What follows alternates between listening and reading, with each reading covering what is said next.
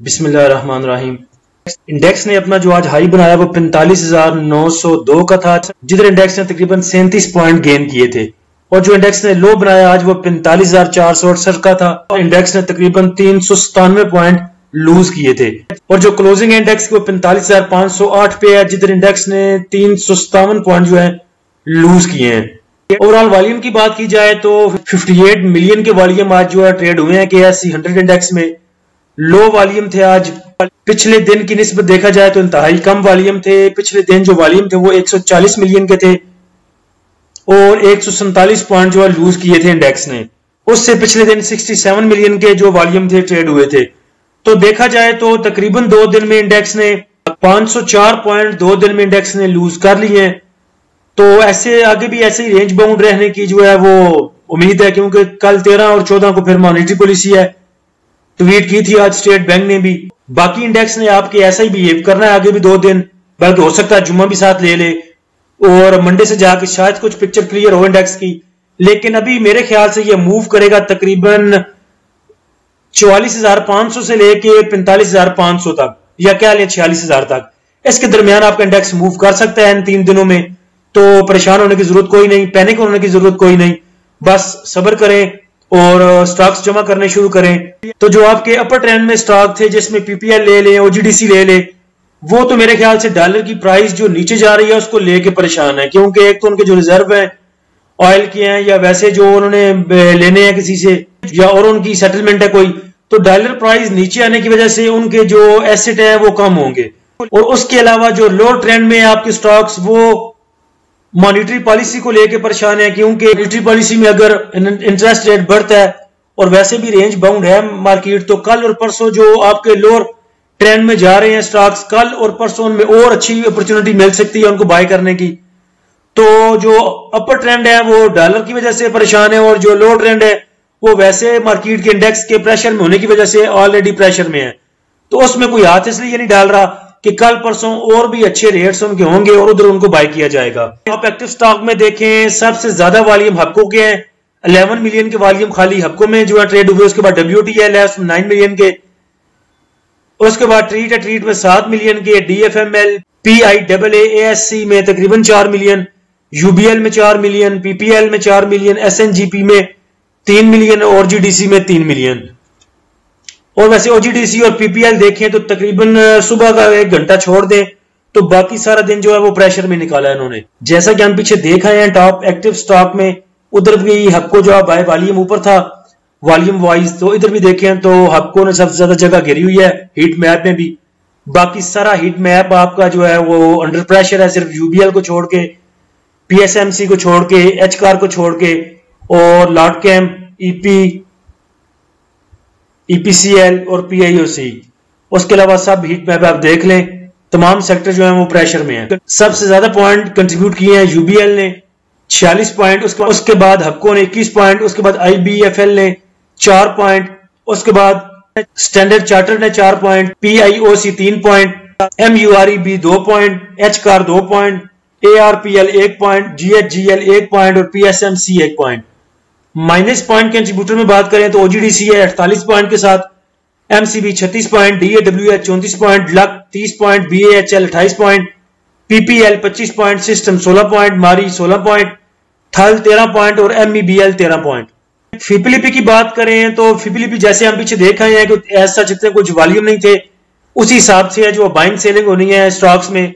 तो बैंक्स ने सेलिंग की है 0.65 मिलियन की, ब्रोकर ने बाइंग की 0.47 मिलियन की, कंपनीज ने सेलिंग की 0.44 मिलियन की, फॉरेन कॉर्पोरेट्स ने सेलिंग की 0.89 मिलियन की, फॉरेन इंडिविजुअल्स ने सेलिंग की 0.03 की, इंडिविजुअल्स ने बाइंग की तकरीबन 500,000 मिलियन की, इंश्योरेंस कंपनीज ने बाइंग की 0.41 मिलियन की, म्यूचुअल फंड ने सेलिंग की 0.14 मिलियन की, MBFC ने बाइंग की 0.04 मिलियन की और अदर ऑर्गेनाइजेशन ने बाइंग की है 1.33 मिलियन की। ओवरसीज पाकिस्तानी ने सेलिंग की 0.58 मिलियन की।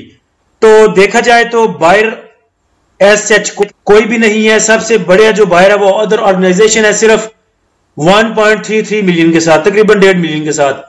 उसके बाद इंश्योरेंस कंपनीज ने 500,000 मिलियन की बाइंग की, इंडिविजुअल्स ने 500,000 मिलियन की बाइंग की और 500,000 मिलियन की बाइंग की ब्रोकर्स ने। और देखा जाए तो बाकी सब इदारों ने सेल किया है। देखा जाए तो किसी ने भी बाइंग की तरफ रुझान जो है वो जाहिर नहीं किया। नीचे देख लेते हैं किसने बाइंग और सेलिंग किस किस में की। और अदर सेक्टर को देखें तो फॉरेन इन्वेस्टर ने थोड़ी सी बाइंग की, ऑल अदर सेक्टर में 0.01 मिलियन की। बैंक्स ने थोड़ी सी बाइंग की है इसमें, ब्रोकर्स ने बाइंग की इसमें थोड़ी सी 0.15 मिलियन की। इंडिविजुअल्स ने इसमें सेलिंग की है 0.15 मिलियन की। इंश्योरेंस कंपनीज ने 0.02 मिलियन की बाइंग की है इसमें, और म्यूचुअल फंड ने सेलिंग की एज यूजुअल 0.09 मिलियन की। अदर ऑर्गेनाइजेशन ने इसमें सेलिंग की 0.04 मिलियन की। सीमेंट को देखें तो सीमेंट में फॉरेन इन्वेस्टर ने सेलिंग की 0.13 मिलियन की। बैंक्स ने इसमें बाइंग की 0.11 मिलियन की। कंपनीज ने इसको थोड़ा सा सेल किया, इंडिविजुअल ने इसको थोड़ा सा बाय किया 0.30 मिलियन का। इंश्योरेंस कंपनीज ने 0.01 मिलियन का बाय किया। म्यूचुअल फंड ने इसमें सेलिंग की 0.15 मिलियन की, और अदर ऑर्गेनाइजेशन ने इसमें सेलिंग की 0.13 मिलियन की। तो देखा जाए तो सीमेंट में सिर्फ एक ही बायर है, इंडिविजुअल्स। कमर्शियल बैंक्स की बात करें तो फॉरेन इन्वेस्टर ने सेलिंग की इसमें 0.42 की, बैंक्स ने सेलिंग की 0.13 की, ब्रोकर ने सेलिंग की 0.02 की, कंपनीज ने सेलिंग की 0.56 मिलियन की। इंडिविजुअल्स ने बाय किया 0.13 का, इंश्योरेंस कंपनीज ने बाय किया 0.01 का, म्यूचुअल फंड ने सेलिंग की 0.15 की, एमबीएफसी ने बाइंग की 0.03 की, और अदर ऑर्गेनाइजेशन ने इसमें बाइंग की है 1.09 की। कल कमर्शियल बैंक्स को बाय किया था इंश्योरेंस कंपनीज ने, और आज अदर ऑर्गेनाइजेशन ने इसमें बाइंग की है 1.09 मिलियन की। तो तकरीबन टोटल बाइंग जो है अदर ऑर्गेनाइजेशन की वो बैंक्स में है। फर्टिलाइजर को देखें तो फर्टिलाइजर में फॉरेन इन्वेस्टर ने सेलिंग की 0.18 की, बैंक्स ने बाय किया 0.08 का, इंडिविजुअल्स ने इसको बाय किया 0.09 मिलियन का, और म्यूचुअल फंड ने इसमें बाय किया 0.01 मिलियन का। फूड एंड पर्सनल केयर में बात करें तो फॉरेन इन्वेस्टर ने इसमें बाइंग की 0.04 की, बैंक्स ने बाय किया 0.01 का, ब्रोकर ने बाय किया 0.05 का, इंडिविजुअल ने सेलिंग की 0.10 की, और म्यूचुअल फंड ने सेलिंग की 0.01 की। बाकी किसी ने भी इंटरेस्ट नहीं शो किया फूड एंड पर्सनल केयर में। Oil and gas exploration companies की बात करें तो फॉरेन इन्वेस्टर ने सेलिंग की इसमें 0.18 की, बैंक्स ने सेलिंग की 0.05 की, ब्रोकर ने सेलिंग की 0.08 की, कंपनीज ने इसमें बाय किया 0.19 का, इंडिविजुअल्स ने बाय किया 0.07 का, इंश्योरेंस कंपनीज ने बाय किया 0.03 का, म्यूचुअल फंड ने इसमें बाय किया 0.04 मिलियन का। मार्केटिंग कंपनीज की बात करें तो फॉरेन इन्वेस्टर ने इसमें सेलिंग की 0.04 की, बैंक्स ने सेलिंग की 0.04 की, ब्रोकर ने बाय किया 0.03 का, कंपनीज ने इसको सेल किया 0.01 का, इंडिविजुअल्स ने सेल किया 0.20 का, इंश्योरेंस कंपनीज ने इसमें बाय किया 0.15 मिलियन का, म्यूचुअल फंड ने बाय किया 0.04 मिलियन का, अदर ऑर्गेनाइजेशन ने बाइंग की इसमें 0.06 मिलियन की।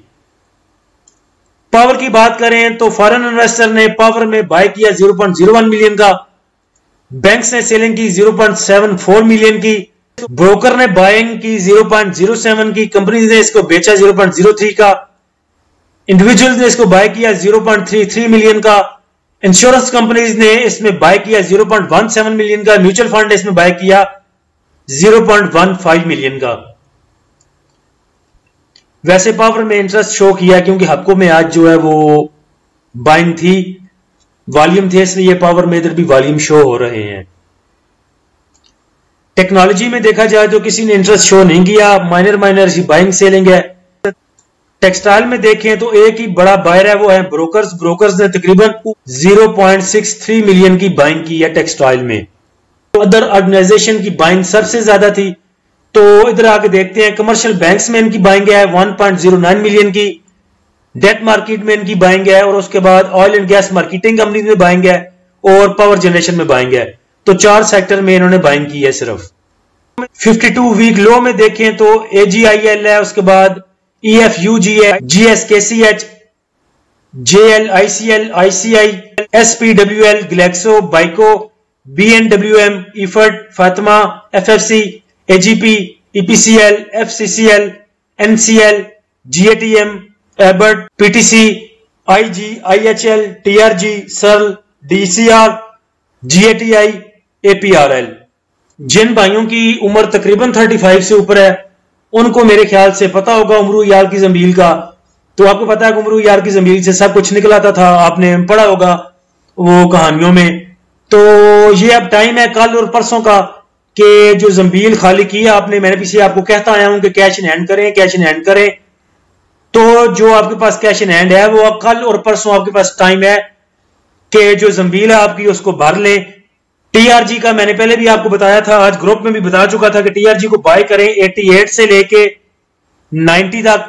तो वैसे भी डे रेंज देख लें, अभी टीआरजी इसके दरमियान जो घूम रहा है, तो कल से शुरू कर लें एक्युमुलेट करना टीआरजी को। और उसके अलावा बाकी भी जो सेक्टर अच्छे अच्छे स्टॉक्स आपको लगते हैं, आपके फेवरेट हैं, उनको कल से लेना शुरू करें। टीआरजी के अलावा सिस्टम को देखें। सिस्टम का मैं बहुत देर से आपको कह रहा हूं कि इसको 430 से नीचे लें।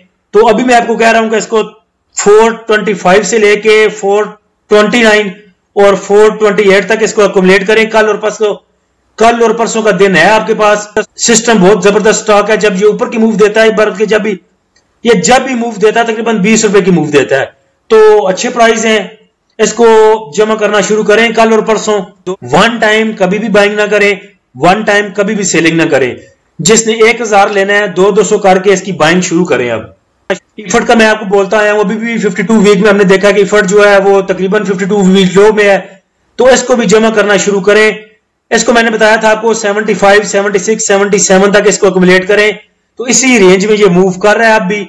तो कल और परसों का दिन है आपके पास, इसको भी जमा करना शुरू करें। कॉल में जो भाई इंटरेस्टेड है इसका डिविडेंड लेने के लिए, तो इसको 432 से लेके 435 तक थोड़ा थोड़ा जमा करना शुरू करें। आप सकता है डोल ने भी डिविडेंड अनाउंस किया हुआ है, सिर्फ प्रेशर में इसलिए है मॉनिटरी पॉलिसी की वजह से और कुछ इसकी जो एक्स डेट है वो दूर होने की वजह से ये ऐसा बिहेव कर रहा है। बाकी इसको आप ले सकते हैं 2350 से लेके 2380 तक, तो उसी रेंज में ये मूव कर रहा है। इसको भी थोड़ा थोड़ा करके जमा करें। अच्छे स्टॉक हैं, फंडामेंटल स्ट्रांग है, इनके अर्निंग इनकी स्ट्रांग है, अच्छे डिविडेंड अनाउंस कर चुके हैं, तो इनको आप एक्युमुलेट करना शुरू करें। जो जमीन आपने खाली किया उसको आहिस्ता आहिस्ता भरें, लेकिन आहिस्ता आहिस्ता, एकदम नहीं। वो जैसे वो यार लालची हुआ करता था और बादशाह की उसकी बादशाह के खजानों पर नजर हुआ करती थी, बादशाह के सोने पर, उसकी बेटी के और शहजादी के सोने पर, वैसे नजर ना रखे हैं कि दफा जमा करने की। बाकी स्लो स्लो थोड़ा थोड़ा करके आप जमा कर सकते हैं और फिर इंशाल्लाह मॉनेटरी पॉलिसी के बाद रिलीज करेंगे। मॉनेटरी पॉलिसी पे कुछ भी नहीं होना, एक दो दिन जो है रेंज बाउंड, पहले रेंज बाउंड है आपकी इंडेक्स, तो उसके बाद भी एक दो दिन और रेंज बाउंड शो कर लेगा, एक दो दिन प्रेशर ले लेगा, होना हुआ कुछ भी नहीं। तो उसके बाद इंशाल्लाह फिर रिलीज करेंगे। सब्र के साथ लें, सब्र के साथ रिलीज करें। देखिए जो लोग सब्र से बैठे हुए थे कितना जबरदस्त अभी उनको अपॉर्चुनिटी मिल रही है बाइंग रेट्स को लेके, देखें कितने अच्छे बाइंग रेट्स हैं। इन्हीं रेट की वजह से मैं आपको कहा करता था कि सब्र करें, अच्छे रेट्स मिलेंगे, अच्छे रेट्स मिलेंगे। तो देखें आगे अच्छे रेट्स, जिनके पास कैश है वो अभी जमा कर सकते हैं इसको, और बाकी फिर ऊपर जाके बाद में जमील खाली करेंगे। अल्लाह हम सब का हामी नासिर हो। इजाजत दीजिए, अल्लाह हाफिज।